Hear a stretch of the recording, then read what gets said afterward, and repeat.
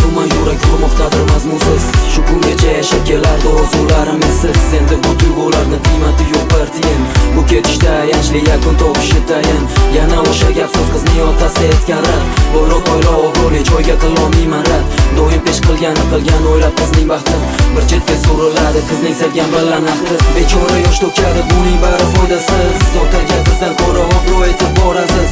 Nahotki farzandlik tuyg'ulariga befarq qarab, beso'roq hayotini misoli xuddi zaharlab, baxtli qilaman deb bir umr baxtsizlikka tirab, ota onadan baxtli qilish emasmikan tanlab, o'rtada begunoh ikki yurak chekadi qayg'u. Nahotki shunchalar ham qadrsizmikan bu tuyg'u? Dalalım yaban çiçeğim, dalalım aşkım gerçeğim, dalalım tek sevdiceğim, dalalım ah yaralım.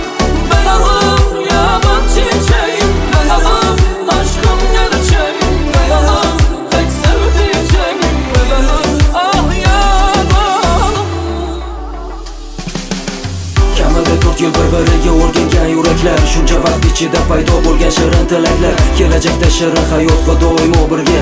Niyat qilardi Allohim yetkazgin o'sha kunga. Ne bo'lsa ham baxtga yetgan endi mayli mensiz. Chin yurakdan qilingan orzular barbodir esiz. 2 kun qoldi to'yingga, keyin sani yo'qotaman, keyin esa o'zim ham quyosh singari botaman. Orzularga yetishimizga bo'ldilar qarshi, o'zga bag'rida ko'rganimdan ko'r bo'lganim yaxshi. Oxirgacha kurash olmadim baxtimiz uchun, baxtsizlik orqasidan topilgan baxt kerak kim uchun? O'zingni ayblab qiynama, befoydadir ko'z yosh. Taqdir sinovlariga tayyor bo'l, bergin bardosh. Mayli bir kun kelib baxtga yetamiz fazolarda, muhabbat qasrini birga quramiz orzularda. Dalalım